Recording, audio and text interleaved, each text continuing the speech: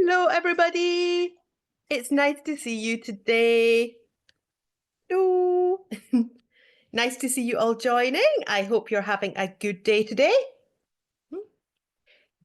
If you don't know me already, my name is Gillian and I am from Scotland and I'm also in Scotland right now. So it's always nice to hear from you. So if you want to say hi, and also if you want to say where you're from or where you are at the moment, you can do that now in the chat box. And I can see lots of people doing it already. That's fantastic. So let's have a look. Where have we got people from today? We've usually got people from lots of different countries: Nigeria, Philippines, Cote d'Ivoire, Denmark, Libya. Fantastic. Lots of different places. Brilliant. Lots of others that I haven't mentioned too. See, I love that we always have people from all around the world. It's fantastic. So we'll continue using the chat box throughout the session today because at various points I will ask you for your responses to different things. So you can put your responses into the chat box. And there is also the Q&A box. So Q&A stands for questions and answers. And towards the end of the session, there will be some time for me to respond to at least some of your questions. So if you have got IELTS related questions, particularly questions about IELTS speaking, because that's what we're focusing on today, then you can pop those questions into the Q&A box and I'll be having a look at those later on. So as I said, we are thinking about the speaking exam for IELTS today, in particular, talking about people. We'll be thinking about some common questions, useful vocabulary, and generalizing as well. And as I mentioned, some time for your questions towards the end. So by the end of this webinar, you will be able to describe people you know using idiomatic vocabulary, use planning strategies to give a fluent answer in part 2, and talk about stereotypes and give exceptions. Okay, so speaking part 1 first. So let's look at the points down the side first.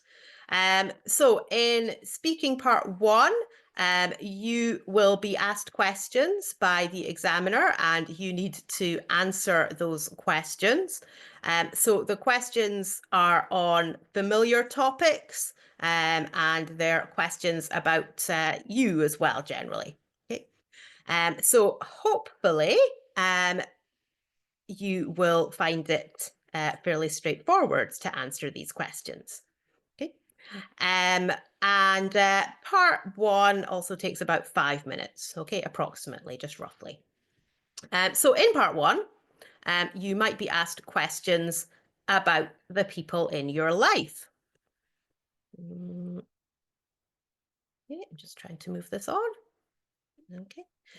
So which people might the examiner ask you about? We've got some photos to help you think about that. So who do you think you can see in the first photo here?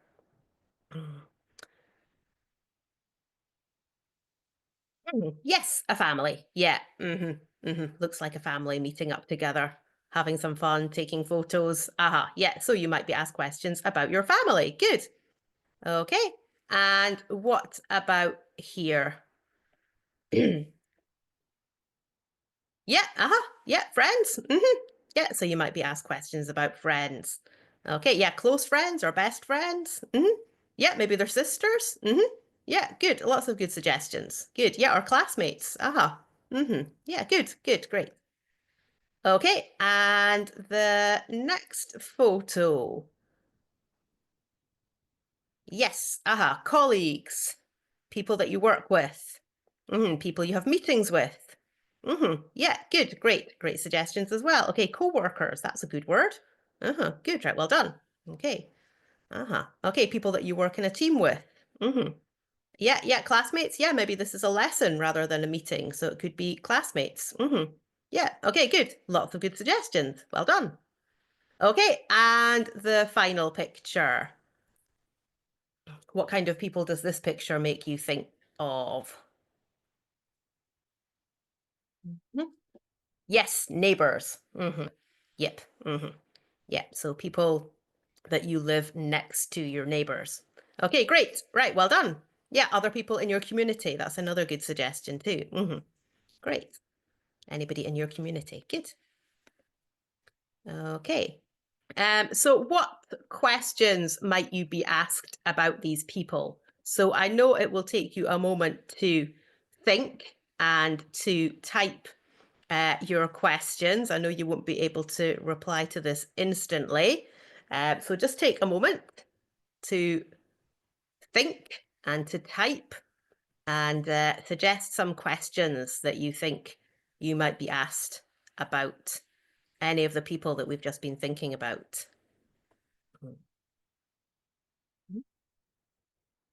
Okay, so you might be asked about things that the people do. Yep. That's a nice suggestion. Yeah. Okay, where do you meet your friends? Yeah, how you got to know them. Okay, we've got lots of questions coming up now. Difficult for me to read them all now. What you like about them. Yeah, what you okay, yeah, tell us about your family. Yeah. Uh-huh. Yeah, so talking about what members of your family do. Yeah, your relationship with your neighbors. Yeah, what you do when you hang out together. Hang out, that's a very good word. Okay, good. Okay, so describing people. Yeah, holidays with family. Yeah, so tell us about your village, yeah, or maybe your town or your city. Okay. Your relationships with friends and family. Yeah, okay, great. So lots of really good suggestions there. Okay, right, well done. Good, fantastic.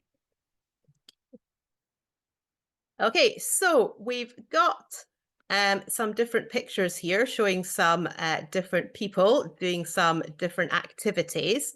And you're going to see some words, and you need to decide which uh, picture, in other words, which person or group of people you would use the words to describe. So sometimes this will be a matter of opinion. Okay, so different people might have different responses sometimes, and that's okay, because different people might describe these activities or these people, or have different views on these activities and these people.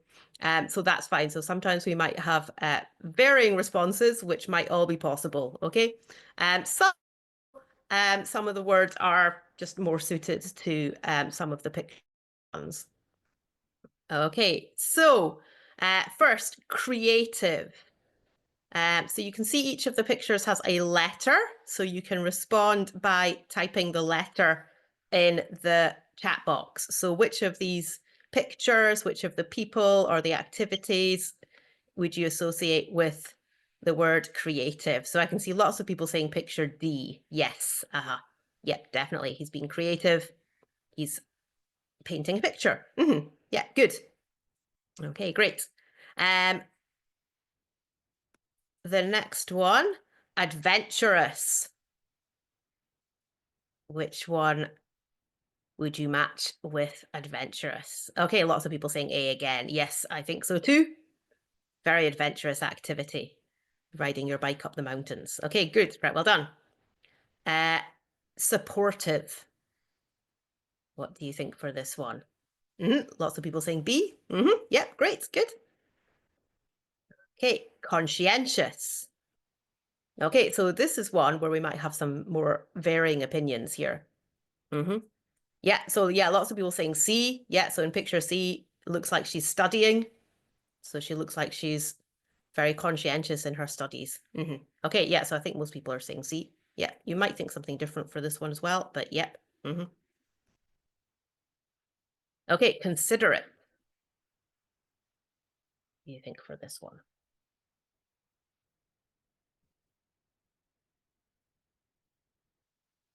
Okay, I think I'm seeing a lot of B's, some D's as well. Yeah. Okay, so yeah, so I mean, personally, I would associate this one most with picture B, but again, I can see why other people might respond differently to this one as well. Okay. Sporty. Which one is the most sporty? What do you think? Yes.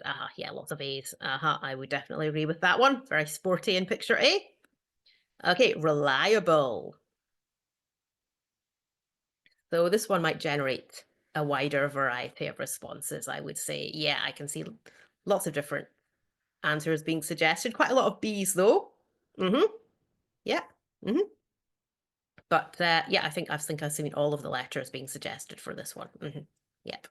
And yes, and you know, I think this one could be associated with all of the pictures, depending on your own views and experiences of what you can see here. Okay, ambitious.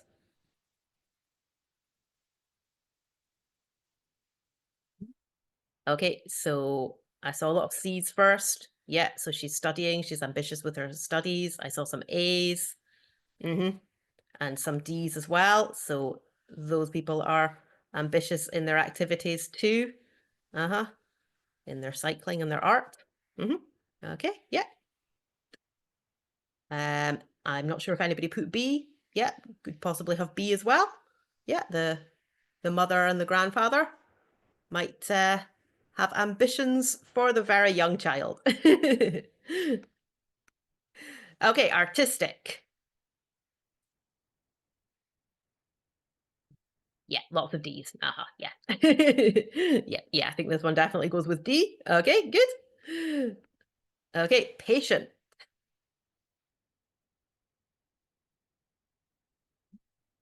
Yeah, okay, so yeah, this is one I thought where we would get a variety of responses for.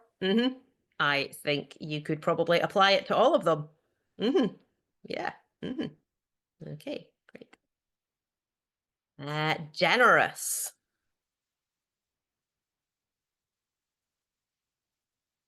So your response to this might just be based on your own experience of people that you know who do the things that you can see. So again, different people could have different responses. You might associate it with some, or just one, or all of the pictures, depending on your own experience, really. Yeah. Okay, great. That's what we're getting here. Lots of different responses. I have noticed in the chat box, a lot of people are asking about whether this is recorded. So yes, we record these webinars, and then they go up on our website. So if you do want to watch them again, you can do that. Okay, so next one, talented. What do you think for this one? Yeah, yeah, D definitely goes with D. Okay, and yeah, I can see a few A's as well. Yep. We could match it with A as well. Yep. Good. Okay, confident.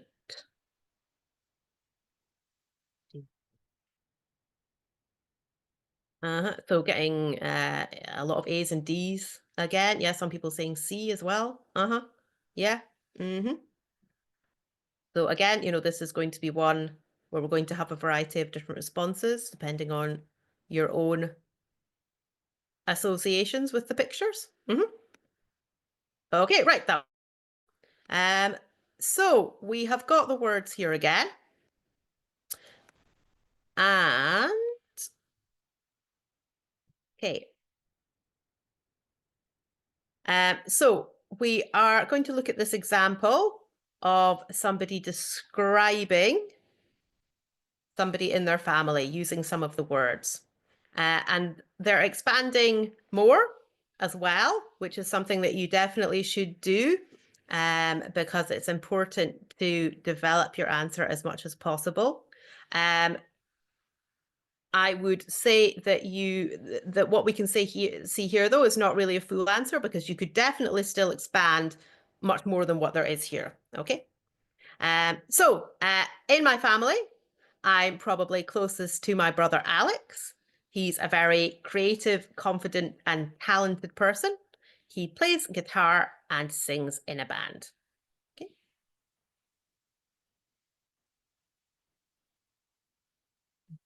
And here's an example of somebody talking about themselves, again, using some of the vocabulary. Well, that's a difficult question. I'd say I'm quite adventurous and sporty, but I can also be a bit inconsiderate and impatient at times. Okay, so making some of the words negative there.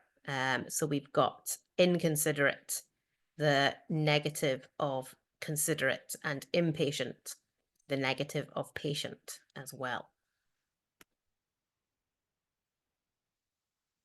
Okay, so we've got a couple of pictures here.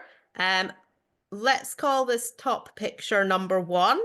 Okay, when I say picture number 1, I'm referring to the one you can see now at the top. Okay, and we'll call this other picture at the bottom picture number 2. Okay, so when I say picture number 2, I'm talking about the picture at the bottom. Okay, so how would you describe these relationships? We've got some options here. Do they seem to get on well, or have they fallen out? So let's think about get on well first. Which picture matches with this expression? Picture 1, the picture at the top, or picture 2, the picture at the bottom? Where do we see people getting on well? Aha, great. Okay, lots of people putting number 1. Fantastic. Yay, excellent. Okay, that is correct. Good. In picture 1, the picture at the top, we can see people getting on well with each other. Great. Okay, and what about the second expression? Fallen out. So where can we see people who have fallen out? Picture 1 at the top or picture 2 at the bottom? Okay, so most people are saying picture 2. Picture 2 is the one that this matches with. Yes, okay, they're having an argument. They're fighting. So they have fallen out. Okay, that's what we can say to describe this. Okay, great. Okay. Okay, so we're going to look at some other expressions and the relationships that you can describe these expressions with. So you can see the table at the top, and we've got a couple of different types of relationships. So a friend and a partner. So where it says partner, we're thinking about a romantic partner. So a boyfriend, a girlfriend, a husband, a wife. Okay, that kind of partner. Okay, and then both. So you're going to see some expressions, and you need to decide if we use that expression to describe the relationships between friends or the relationships between partners, romantic partners, okay? Or both. Okay, so here's the first one. We get on well with each other. You can use the initial letters of the words to respond more quickly. Okay, so F for friend, P for partner, B for both. You can write the whole word as well if you want. So who do we use this with? Okay, I see lots of people putting B for both. So great, right, well done. Good, we can use this for both types of relationships. Okay, it was love at first sight. Is this something that you would say about a friend or about a romantic partner or both? Yes. I think almost everybody said P for partner. I have seen a few other responses as well, but yes, this is something that we would only say about a partner, a romantic partner. Okay. Okay, I really enjoy their company. Who can we say this about? A friend, a partner, or both?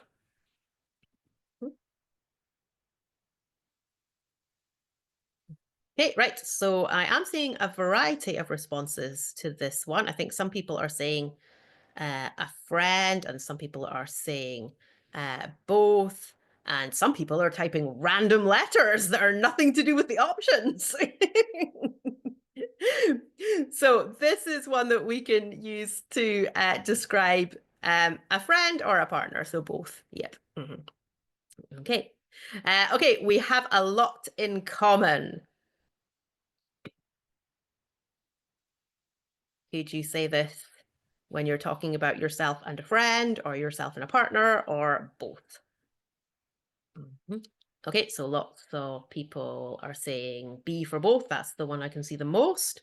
Okay, so yep, that one is correct as well. Good, right, well done. We hit it off right away.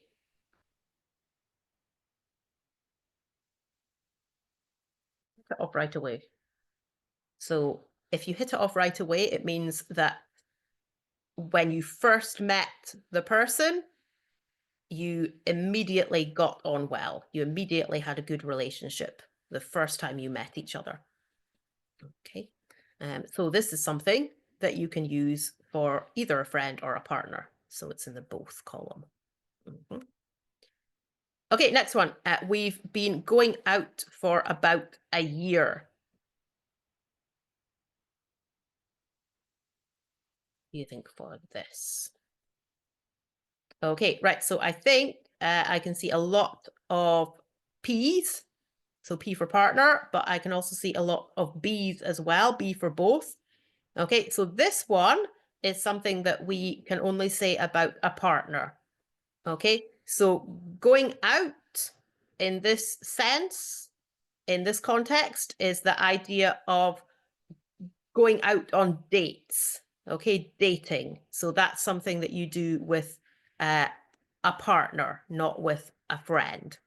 Okay, so we've been going out for about a year is something that you just say about a partner. Okay, so in other words, we've been in a relationship, a romantic relationship for about a year.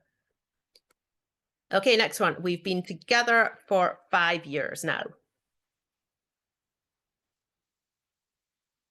do you think for this one? Okay, right. So I can see quite a variety of answers for this one. I think people are mainly suggesting partner or both, but I have also seen a few people suggesting friend as well. Okay, so this is another one that we would only use when we're talking about a partner. Okay, so we've been together for 5 years. So this is again just referring to a romantic relationship, okay, rather than a friendship relationship. Okay, a friendship. Okay, so we've been together for 5 years now. We're talking about a romantic relationship with this expression. So it's only something that you would say about a partner, a romantic partner. Okay. Okay, so last one, we get on like a house on fire. Okay, so earlier we had get on well. So this is even stronger. Okay, if you get on like a house on fire, it means you get on really, really, really well. Okay, so is this something you can say about a friend or a partner or both? What do you think? Okay, so I can see some people saying P for partner, some people saying B for both. Okay, so I'm going to tell you that you're going to see an answer on the screen which is different to the real answer. Okay, so ignore the answer on the screen and instead listen to what I'm saying. Okay, so you can see that the answer on the screen says it's a friend, but as I just said, ignore that answer. That's not in the right column, okay? It should be in the column for both, okay? This is something that we can say about a friend, and it's also something that we can say about a partner, okay? So just like get on well, the first one here, we get on well with each other is in the column for both, okay? We get on like a house on fire is also something that we can say about both a friend and a partner. So get on like a house on fire is stronger than get on well.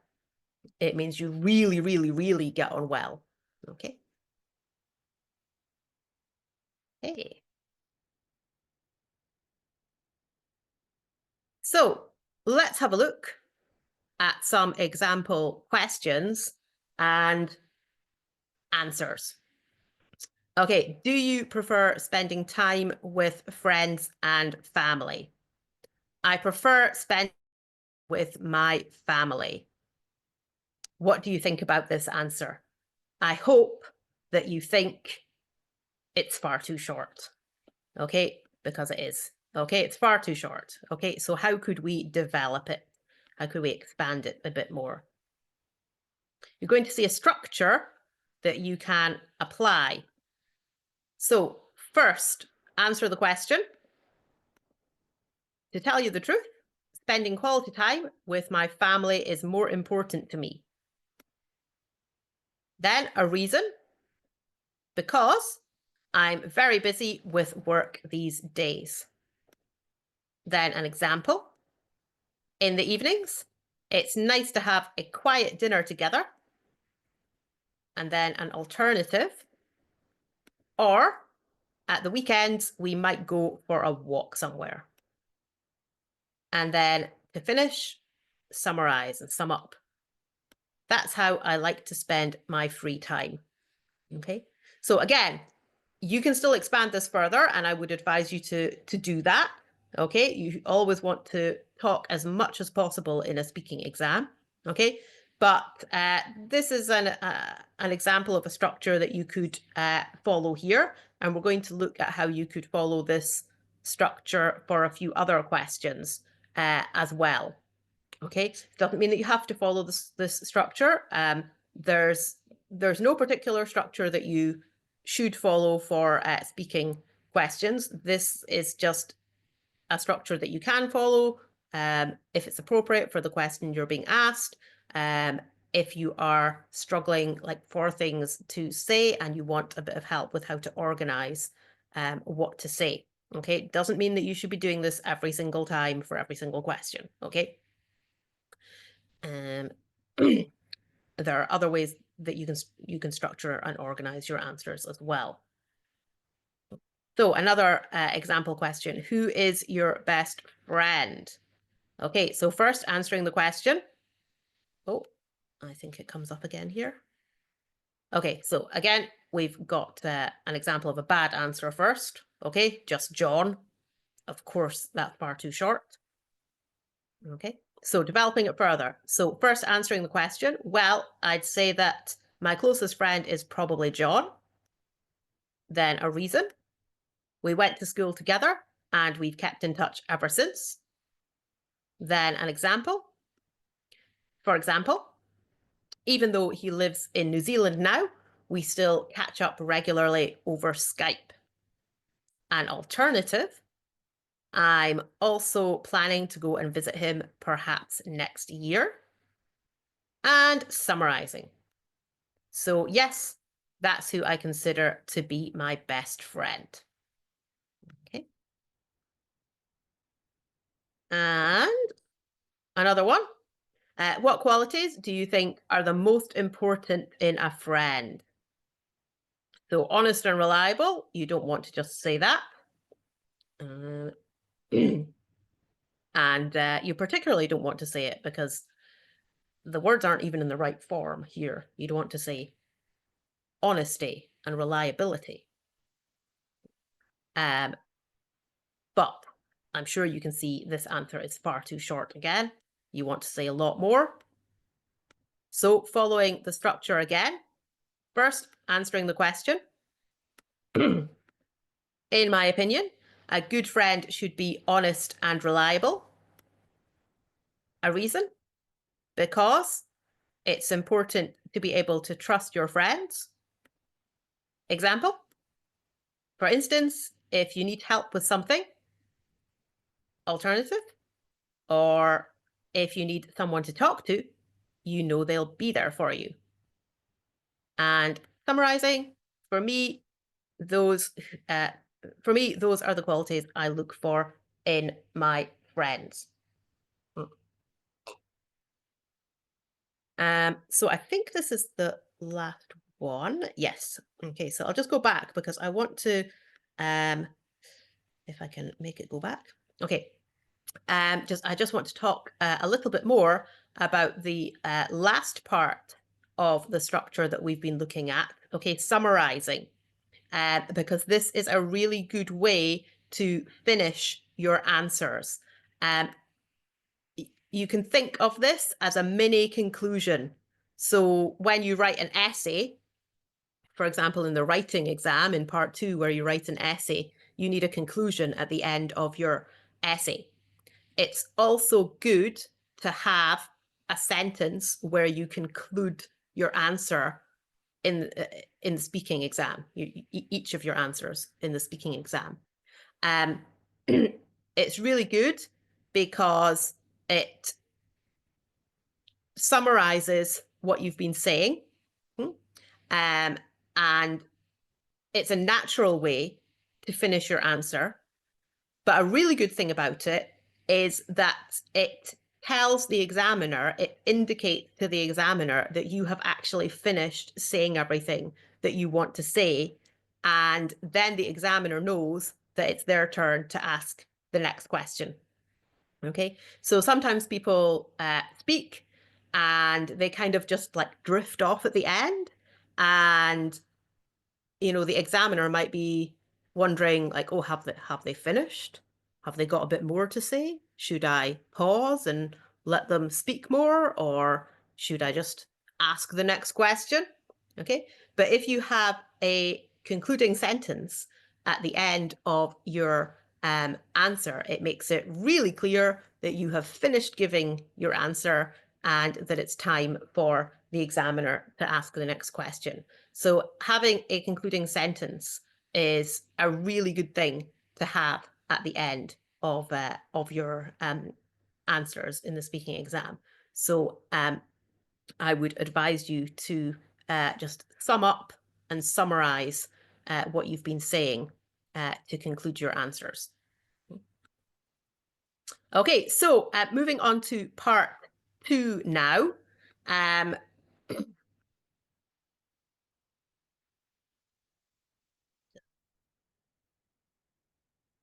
Points up.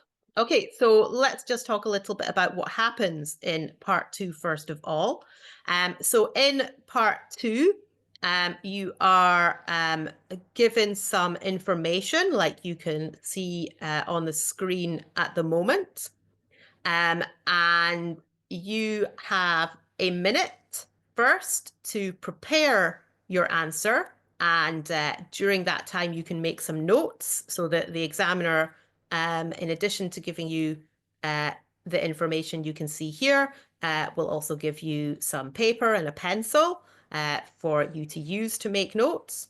So you have a minute to prepare and make some notes. And then after that, you need to speak for between 1 and 2 minutes. And of course, you can use the notes that you have made to help you speak, which is a question that people sometimes ask me. So sometimes people think that they're not allowed to use the notes that they've made in order to speak. But that's the reason for being able to make notes in the first place. It would be completely pointless to allow you to make notes and then not allow you to use the notes to help you to speak. Okay, that would be a waste of time. The reason why you are allowed to make some notes is so that you can then use those notes to help you to speak and give your answer. Okay, so if anybody is wondering that, yes, you can use your notes. In fact, you definitely should be using your notes to help you to speak and give your answer. Okay, so the information that you're given will look like what you can see here on the main section of the screen. So we'll just look at this example. Okay, describe a person who influenced you as a child. You should say who this person was, what kind of person they were, what your relationship was like, and explain how they influenced you. Okay, so at the top, you've got the main topic, the topic in general. Okay, so in this case, a person who influenced you as a child. And then underneath that, you've got some bullet points giving you ideas of things to talk about. So when people approach answering this question, sometimes they think that they need to like rigorously go through each of the bullet points in turn, and that they can only talk about the bullet points and that they can't talk about anything else. So um, if you want to use the bullet points to help you to structure your answer, that can be helpful. Okay, so you can go through each of the bullet points in turn and talk about them. That's absolutely fine. But it's also important to realize and to know that the bullet points are only there to give you suggestions of things to talk about. So you don't just have to talk about the things that are mentioned in the bullet points. What you do have to talk about is the main topic, okay? What you can see at the top here. So in this case, describe a person you as a child, okay? You have to talk about that topic. That's what you're being asked to talk about. If you talk about something completely different, that's going to have a negative effect on your mark, okay? You do need to talk about the main topic that you're asked about, okay? In this case, describing a person who influenced you as a child, okay? But the other points are just there to give you suggestions, okay? You don't need to rigorously follow all of those points. You can talk about anything else that is relevant to this person who influenced you as a child, okay?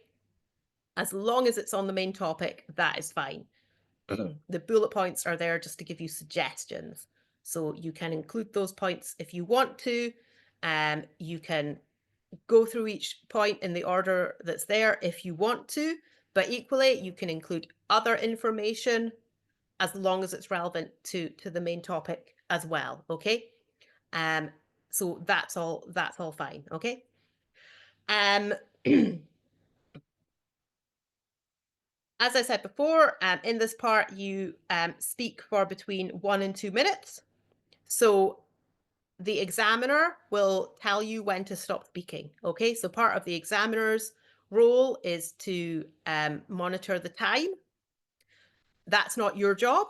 Okay, so you just start to speak and you keep speaking, speak until the examiner tells you to stop speaking. Okay, um, so you should continue speaking until the examiner asks you to stop. Okay, if the examiner has not asked you to stop, then you should continue speaking. If you don't do that, in other words, if you stop speaking before the examiner asks you to stop, then you are losing the opportunity to demonstrate your speaking in English. And in a speaking exam, of course, you want to demonstrate your ability to speak in English as much as possible. And the way to do that is to speak as much as possible. Okay. So don't lose any of that opportunity here. Continue speaking until the examiner tells you to stop. Okay. Okay. So we're going to think about planning. So as I said before, you have a minute to plan and prepare what you're going to say.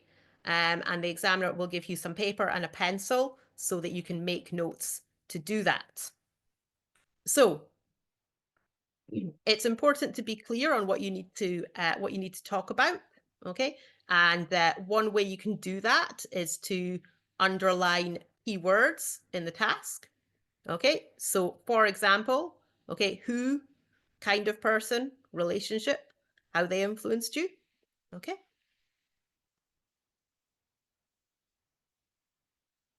And then you can use those points to help you prepare. Okay. So you can make notes to address those points. So, for example, who? Other. Kind of person, hardworking, good sense of humor. Relationship, used to go for walks in the countryside. Influence, encouraged my love of nature.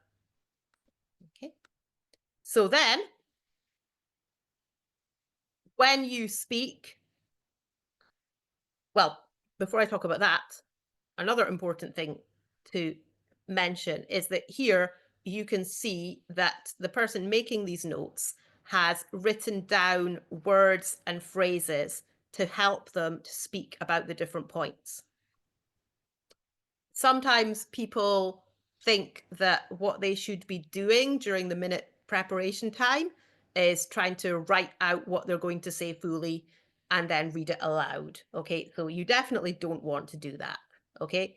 Um, One reason for not doing that is that you just won't have time. Okay, you're definitely not going to have enough time in 1 minute to write out everything that you're then going to say in up to 2 minutes.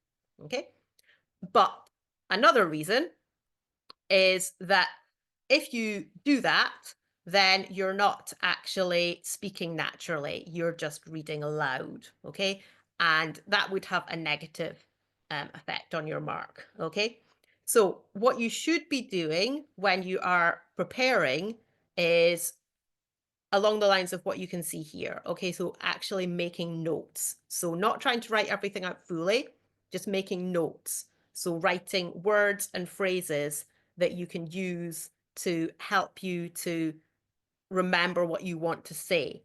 And then when you speak, use your notes to guide you, and you can look at your notes quickly, see the short words and phrases that you've written down, and then expand on those further while you are speaking. So we'll see an example of expanding on these notes while speaking next. Um, Again, you would still want to expand a lot more than just what you can see here. Okay, so this is just some expansion that you can see. This wouldn't be a full answer. You would need to still say a lot more. Okay, so today I'd like to talk about my father because he's been a huge influence in my life. Let me tell you a little bit about him. He's a very hardworking person, but he also has a great sense of humor. What I admire most about him is that he made a lot of sacrifices to help raise me and my siblings. When I was little, we used to go for long walks in the countryside together. He would tell me about the different plants and wildlife we saw. I think this had a big impact on me because he encouraged my own love of nature. And this is the reason why I decided to study environmental science. Okay, so you can see that the points from the notes have all been expanded on a little bit here. Remember, you need to speak for between 1 and 2 minutes, so you can probably see that this is not enough for that time, and you would want to expand even more on the points that are mentioned here. But you can see some expansion from the points in the notes. Okay, but you'd still need to expand more. Okay. Okay, so part 3. So in part 3, again, the examiner asks you questions and you need to answer them. So it's similar to part 1 in that sense, but the difference is in the style of questions that you're asked. So we looked already at part 1, and in that part, the questions tend to be more personal in nature. Don't worry, not too personal, but there are questions more about you and questions on familiar topics. So hopefully you'll manage with the questions in part 1 all right. But the questions in part 3 are like deeper, okay? So they are more about people in general, or maybe your country in general. And they're just questions that you need to put a little bit more thought into when you're giving your answers, okay? Things that you need to think about a bit more than the questions in part 1, okay? So if you're asked about people in part 1, something that you might be able to talk about depends on whether or not it's relevant to the question, of course, and of course your answers always need to be relevant to the questions that you're asked. But you might be able to talk about stereotypes. Okay, so we're going to identify some countries and then think about some stereotypes that might be associated with those countries. So we've got the flag of a country here. Does anybody know which country this flag goes with? Mm-hmm. Okay, yes, I can see lots of people getting it right in the chat. So yes, England. Okay, yes. Okay, what about the next one?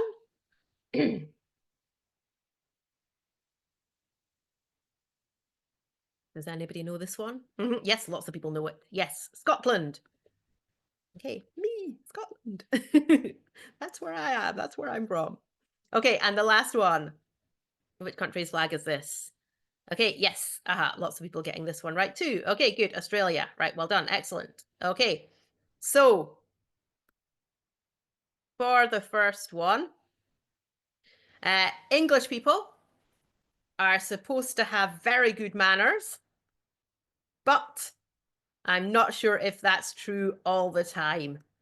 Okay, so apparently a stereotype of English people is that they're supposed to have very good manners, but I'm not sure if that's true all the time. So it might depend on whether you agree with that stereotype or not. Might depend on your view. So I know sometimes uh, English people, or I would actually say British in general rather than just English, are sometimes thought of uh, as being polite, but then there are other stereotypes as well which completely contradict that, like football hooligans, definitely not polite.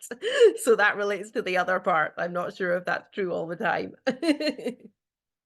Okay, so we'll move on to Scotland next. Scottish people have a reputation for being stingy. We'll talk about that in a moment in case you're not sure. But I'd have to disagree with that. Most people I know here are very generous. Okay, so you might be more likely to be familiar with the word generous. I think we were maybe talking about that word earlier as well. Okay, so using the context, because it's always good to use context to figure out the meaning of unfamiliar words. So if stingy is an unfamiliar word for you, hopefully you can use the context to understand it. It's basically the opposite of generous. Okay, so stingy could describe someone who doesn't like to spend a lot of money, for example. Okay. Okay, so Scottish people have a reputation for being stingy, but I'd have to agree with that. Most people I know here are very generous. Okay, and then one about Australia as well. Australians are famous for being laid back and relaxed, but I wouldn't say that's true of all of us. Okay.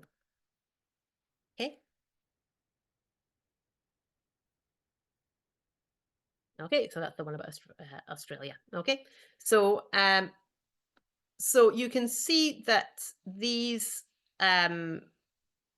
responses have followed a similar structure. So in each of them, the stereotype is introduced, and then we've also got something that contradicts that as well. So of course, you would still want to expand on this further, and a way to do that would be to give examples. Okay, so for the first one about English people having good manners. So examples of why that stereotype could apply to English people. And then the second part, but I'm not sure if that's true all the time. So examples of why that's not always true, like the example I gave of football hooligans. Okay, and then so the same for the other ones as well. So examples of why Scottish people might be stingy. And then the contradiction. Most people I know here are very generous. So examples of times when you've seen generosity from Scottish people as well. Okay, and the same for the last point about Australians as well. So laid back and relaxed, examples of that. And then it's contradicted. I wouldn't say that's true of all of us. Okay, I've just realized that because it says all of us, sounds like an Australian person is saying this. So we've got an Australian person taking the IELTS exam. So yeah, so then examples of why it's not true as well. Okay, so expand on more. So giving examples is a really good way to expand on what you're saying. Okay, examples, reasons, things like that. Okay, right. So before I have a look at your questions, I want to tell you, if you don't know already, that you can have lessons with us. I'll just read out what it says here. So one-on-one online IELTS with tutor. Receive guidance and instruction from experienced IELTS tutors on how to approach and overcome the challenges of the IELTS exam. A customized course to meet the specific goals of each individual. Flexible class schedule that can be adapted to accommodate the preferences and availability of the student. So you can have IELTS lessons with us. You have lessons with me. So my name is Gillian Scott. I'll just put that in the chat. There it is. So if you would like to have lessons with me, when you contact us, you can say, I'd like to have lessons with Gillian Scott, please. And the lessons, as it says here, they can be flexible and tailored to your needs. So if you want to cover all parts of the exam, you can do that. But equally, if you already feel quite confident about some parts and you just want to work on others, you can do that.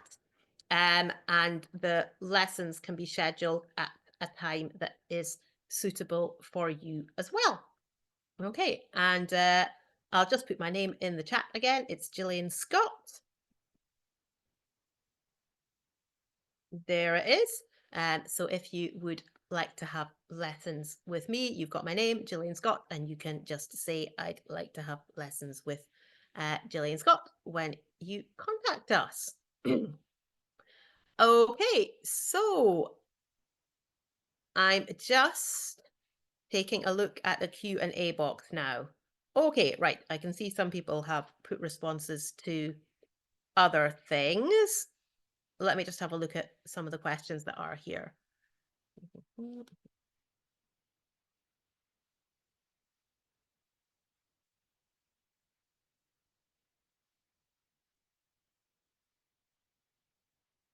Just a moment while I read these and then I'll respond.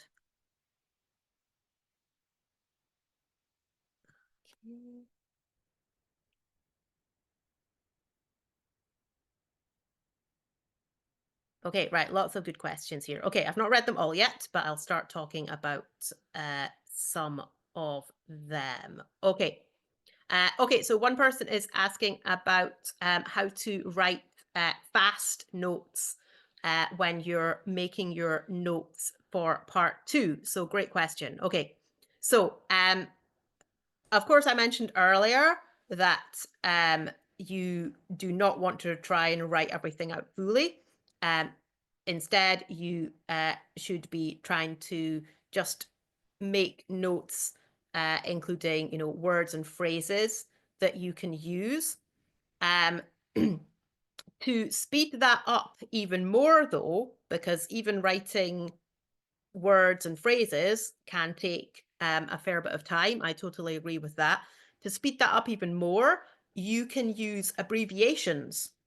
So instead of writing words and phrases out fully, you can write them out in a shortened form. So maybe just, the first few letters of a word rather than writing the whole word. Or if it's a phrase, maybe just the main words from the phrase so you can remember it if it's a phrase that's got quite a few words in it, or maybe again like a few letters from the start of each word so you can write it more quickly, but you'll still be able to remember what you want to say. um Also, like, think about how you want to lay your notes out on the page. So we saw today a kind of like linear form. So 1 point and then another point below and another point below and another point below. Um, Another way of doing it is to like draw a cross like this and this. So you've got 4 sections, and each area you can then use to make notes about the different bullet points. Um, of course, remember what I said before, that the bullet points are just there to give you ideas, and you can talk about other things as well. Okay, so if you've got other relevant points to the main topic, um, make notes about that as well. Okay, but yeah, but to speed things up more quickly, abbreviations is a good way to do that. So then you're not even writing, you're just writing them in a shorter way. Okay. Okay. Next one is a little bit long. Let me just read it first properly. Uh,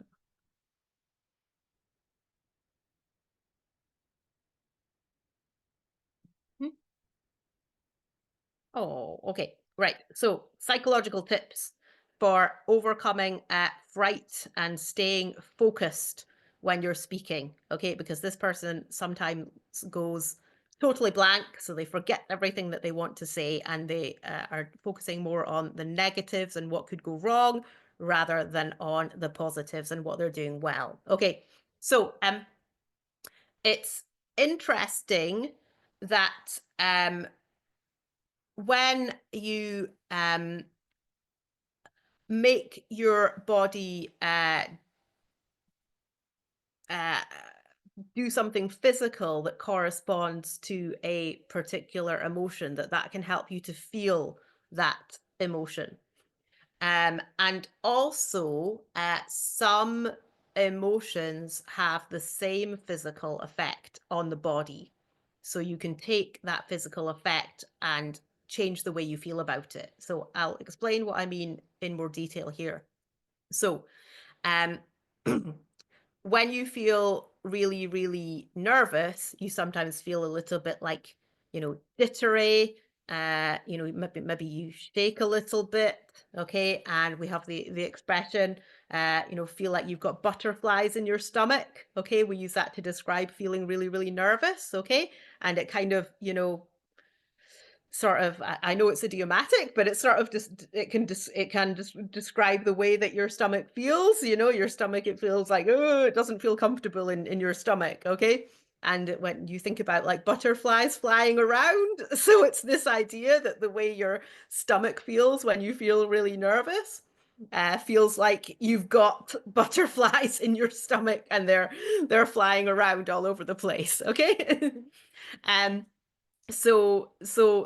those physical effects on your body when you feel really nervous are actually also the same as when you feel really excited. So when you also feel like really excited, you might like shake a little bit and feel a little bit like you've got butterflies in your stomach. Okay, so because also, okay, so of course feeling nervous is a more negative emotion, but feeling excited is a more positive emotion. But because they both have the same effect, the same physical effect on the body, you can use that to your advantage.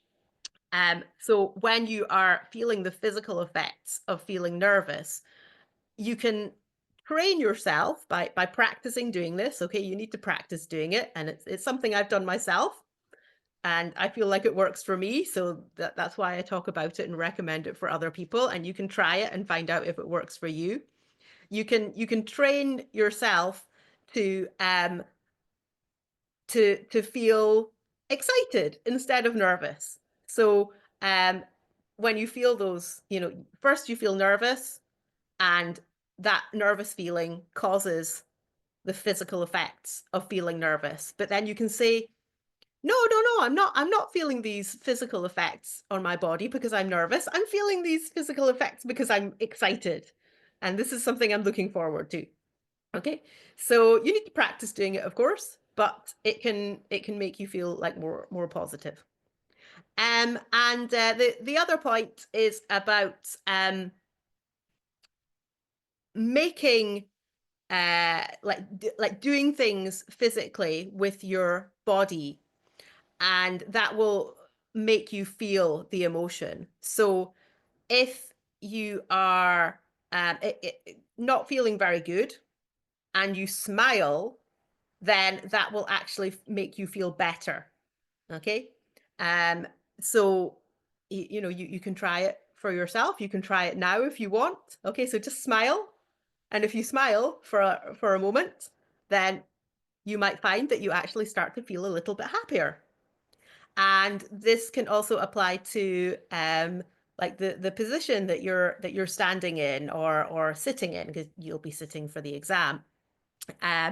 But when we feel more confident, we usually stand or sit in a more upright position. Okay, so more upright and shoulders back. So if you adopt that position, then that can make you feel a little bit more um, confident. Okay, so those are some things that you can try, some psychological tips, as this person asked for, to try to make you feel a bit better when you're doing the exam. Okay. Okay, so there's a couple of people asking about stereotypes here. Okay, so one question, is part 3 just about stereotypes? No. So this is just an example of something that you could talk about if it's relevant to a question about people in part 3. Okay, and it won't always be relevant. Okay. And someone's saying, so what if we don't know the stereotypes? What should we talk about? So again, it's just an example of something that you could talk about if it's relevant to a question about people, because the focus of today's session has all been about talking about people.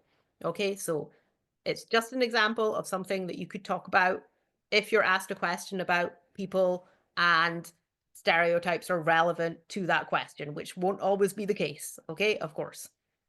So just if it's relevant. Okay. Let's see.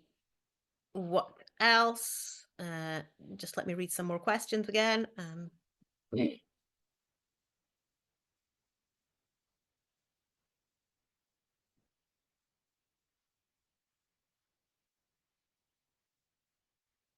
Okay, there are some more. Let me just read them.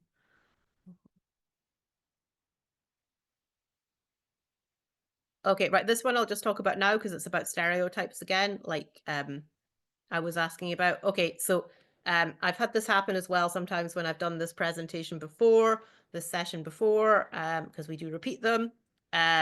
Okay, so the last part where we were looking at stereotypes and I asked you to identify flags, that was just as a lead in, so that we could then look at the at what people said about stereotypes. Okay, you're not going to be asked to identify flags in the speaking exam. Okay, so this has happened before when I've done this presentation.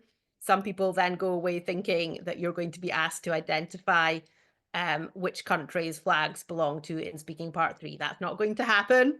Okay, in speaking part 3, the examiner will ask you questions and you answer them. Okay, the part about identifying the flags, the countries that went with the flags, was just a lead in to then looking at the example answers about stereotypes. Okay.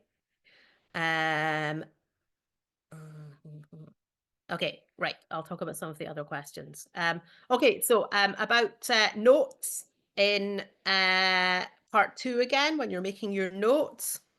So this person has made some good points in their question, actually. So I want to share those with you. Okay, should I make some bullet points or use arrows and branches when making notes in part 2? So yeah, you can do all of those things. Okay, yes. So you can write your notes as bullet points. Yeah, you can use arrows. Okay, use symbols. Okay, symbols that make sense to you. Okay, your notes are for you. Okay, should you draw branches? So yeah, so that's another way you can draw your notes. You can draw them like mini mind maps. Okay, so put the main topic in the middle and draw some lines out around the outside and write your words and phrases or your abbreviations or your symbols, symbols for things at the end of the lines. Okay, so yeah, so all of those things. Okay, so I wanted to share the points in your question with everybody else rather than actually add anything else to it, because you've made a lot of good points there about how you can make notes. Okay, so that's really good. Okay, so your notes are for you. Okay, the examiner doesn't look at your notes. You're not assessed on your notes. Okay, you're only assessed on your speaking. Okay, so you can write your notes in any way that is useful for you. The only person that your notes are for is you. So you write your notes in ways that help you to speak. Okay, that is the purpose of the notes. You're not assessed on your notes. The examiner is not interested in your notes. The examiner doesn't look at your notes afterwards and make any assessment on them. Okay, it's not part of what you're assessed on. You're only assessed on what you say during the exam. Okay, the notes are for you. So write notes that make it easier for you to speak. Okay, let's see what else is here. Okay, so this person is kind of asking what you're assessed on. So obviously I can't go through everything in a vast amount of detail, but I can talk about it a little bit. Okay, so there are 4 assessment areas in the speaking exam. So there is fluence and it's fluence and fluency and coherence. I always have them beside me just so I can say them accurately in case I forget. So fluency and coherence. Although it's called fluency and coherence, you're also assessed on your cohesion here as well. Fluency is to do with not doing what I'm doing right now, which is hesitating. So speaking without hesitation and pauses and things like that. Although as part of that, you might pause because you're searching for language. You might also pause because you're searching for ideas. So if you're and the examiners know which kind of pauses are for searching for language and which kind of pauses are for searching for ideas. Okay, so whether you're searching for whether you're pausing because you're searching for language or you're pausing because you're searching just for ideas for something to talk about, that's all taken into consideration in the marking scheme as well. Okay, so coherence is about your speaking making sense. Okay, so what you say making sense, and then cohesion is about linking your speaking together. So there are lots of different ways of linking what you're saying together. Those are called cohesive devices. An example that's often mentioned as a cohesive device is linking words and phrases. That's just one example. There are lots and lots of different ways to link your writing to, your speaking together. It does apply to writing as well, of course, when we're thinking about the writing exam. Okay, so you're also assessed on your vocabulary. So that section is called lexical resource. So of course you want to try and use as wide a range of vocabulary as possible and try to use that accurately as well. You're assessed on your grammar, so that's grammatical range and accuracy. So again, you want to try to use as wide a range of grammar as possible and to try to use it accurately too. Just coming back to the point about accuracy, though, both for your vocabulary and for your grammar, although you want to try to be accurate, that doesn't mean that mistakes are a bad thing. Okay, mistakes can actually be a good thing. So you should always try to say something, even if you're making mistakes, because mistakes show your development as an English learner. And that is all taken account of in the marking scheme as well. Okay. Okay, and then the other area that you're assessed on is your pronunciation. Okay, so of course your pronunciation, so individual sounds, and yeah, individual sounds, word stress, and like intonation of sentences as well. Okay, so all of those things for pronunciation. Okay. Oh wow, there are so many more questions that people have added in.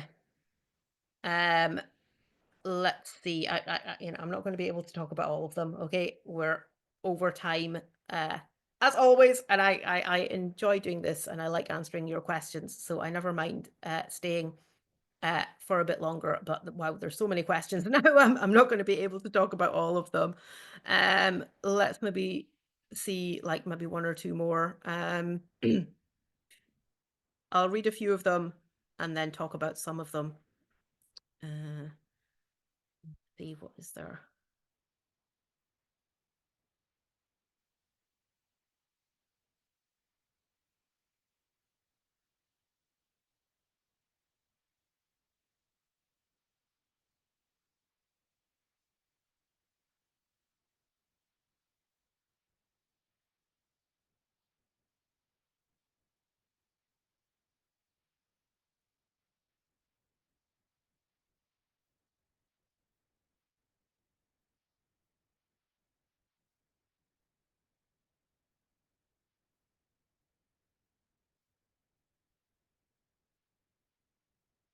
Okay, well, this is quite an interesting one. Okay, so this question is asking about using body language when you're speaking.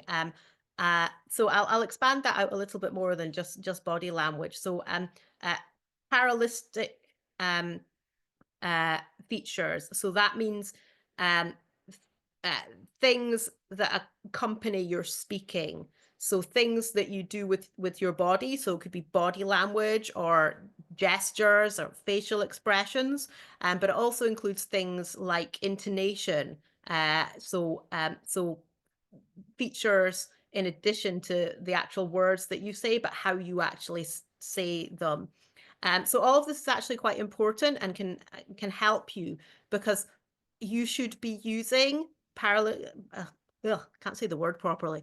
Paralinguistic features in the same way, uh, uh, like so that they match what you're saying. So, for example, if you're talking about a time when you did something exciting, then you shouldn't just be using words that show that this was exciting. You should also be using intonation that shows it was exciting. So I'll just say a very short sentence. Uh, it was exciting, or it was exciting. So in the first one, I actually sound like this experience was exciting. But in the second one, I don't sound like it was exciting at all. Okay. So you should be using like intonation that matches what you're saying. And body language, facial expressions that match what you're saying as well. So when I'm talking about something that was exciting, I'm going to smile and show in my face that it was exciting. It was exciting. Oh, it was so good. Yeah, I loved it so much. Okay, so I'm smiling. Okay, I'm not saying, yeah, it was exciting. It was really good. I loved it so much. Okay, I'm obviously doing the complete opposite there, but sometimes what happens is that people are actually just quite neutral. Okay. Oh, it was exciting. I loved it so much. It was really good. Okay, so I'm being more neutral. So that's a bit more like what people often do in the exam. They don't often do the opposite. They're often just like quite neutral with their intonation or their facial expressions. Okay, but it really helps to have intonation, facial expressions, body language that match um, what you're actually saying with the words, because that's how you speak naturally. Okay. So do that. So I understand why people might not be able to do that, because maybe you're feeling nervous and you're focusing so much on what you're saying that it's difficult to do these other things as well. So I understand the reasons why people might not do that. But if you can try and do these things which are more natural, then that does help as well. Okay. Um, and it'll help you to feel a bit more relaxed, and then you'll be able to speak even more naturally, and that's good. Okay. Okay, right. I think I might just have to leave it there for now. Okay.